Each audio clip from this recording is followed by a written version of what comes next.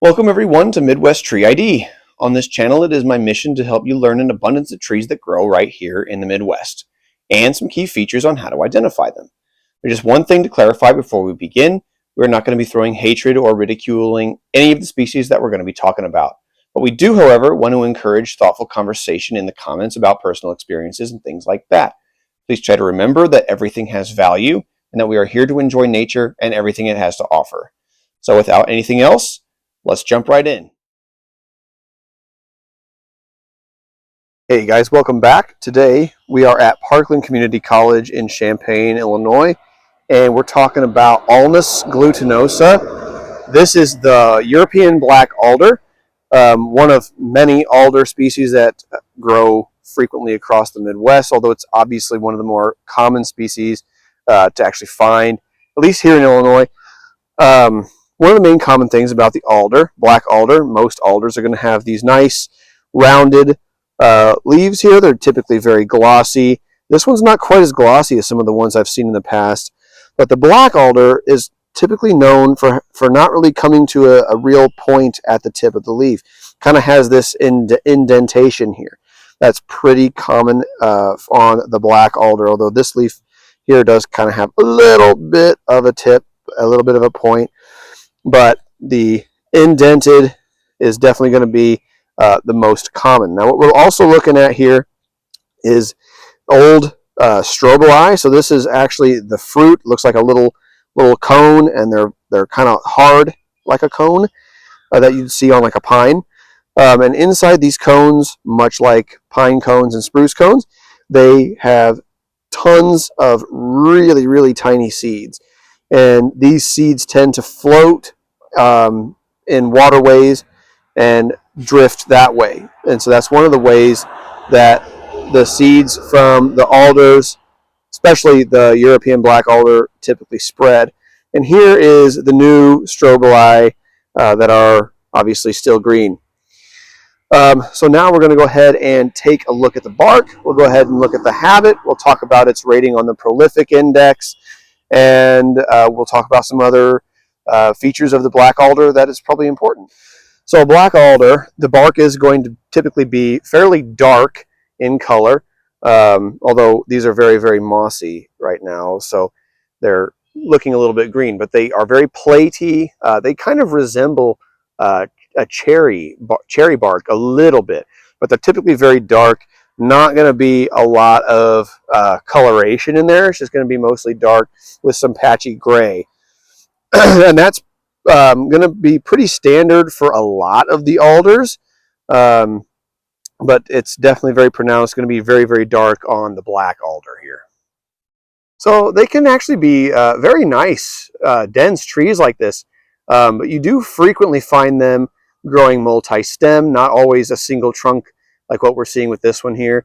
And they're oftentimes a little bit irregular growth, but a lot of times what you'll find is they have a little bit of a straight up growth at the top, not as flat top typically as what you're seeing here, but they can vary quite a bit in some of their habit. And you probably can't really see it very well from here, but you can kind of see those old brown strobili still sticking out, still hanging out in the tree. They'll persist on the tree for a very, very long time. So the black alder is going to be native to almost all of Europe, and even having some native range in Asia and even parts of Africa, surprisingly enough. So it has a wide native range. It is not native here in the United States, and it can actually be quite prolific here in the United States. Some do consider it to be a bit invasive, and I can kind of show you a little bit of why it kind of gets a little bit of that reputation here in just a little bit. So where I typically place it on the prolific index here for Central Illinois, and probably a lot of the Midwest as well.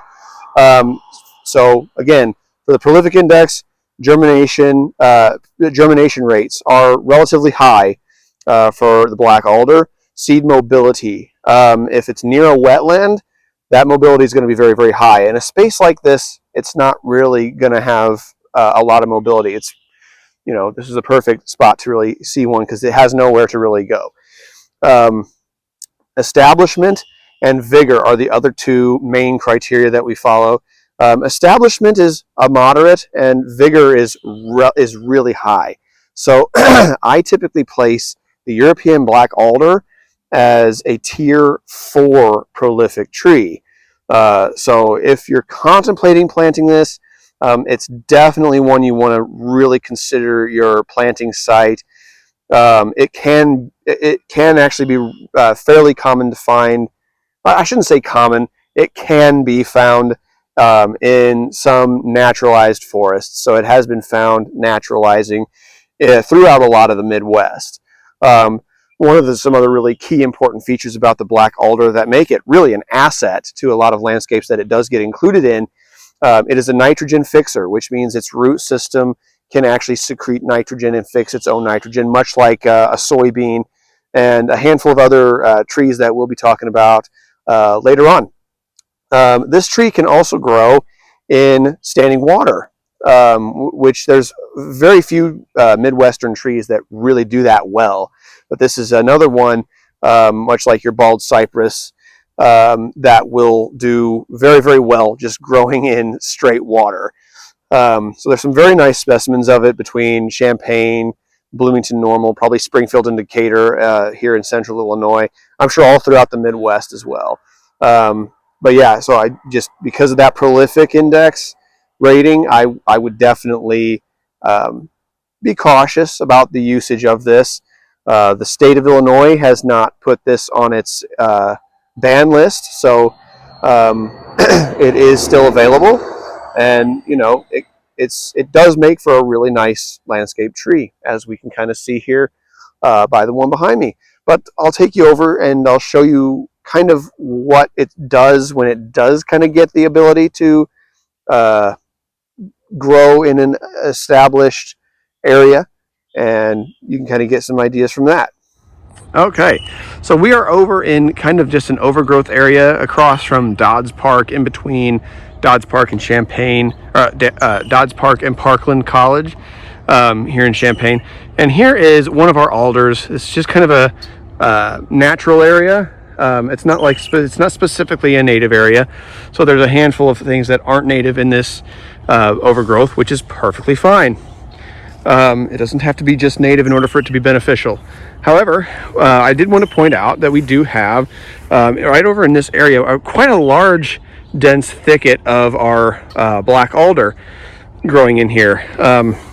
If I wasn't behind the phone, I would walk around in here just a little bit. Of course, this is very tall, but you can see even like this right here is some new black alder. It might be a couple of years old, and there's a handful more popping up back in here. So it is there's some tall ones there.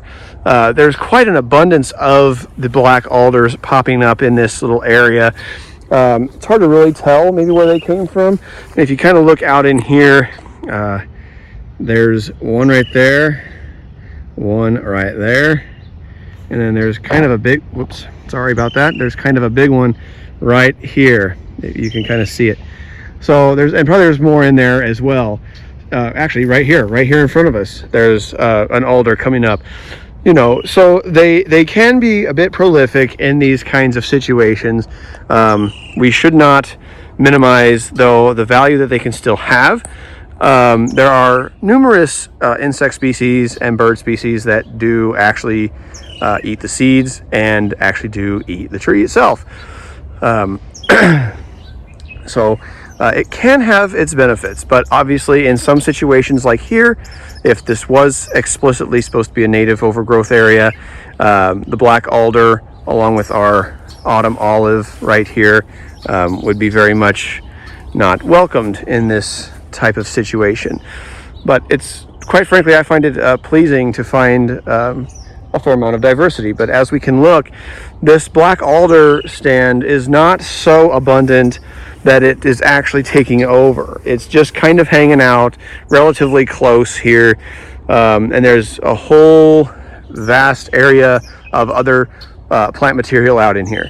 So but yes, as far as planting the tree, it can make for a really nice landscape tree still. But yeah, you might want to take some precautions if you're planting it near natural areas and things like that.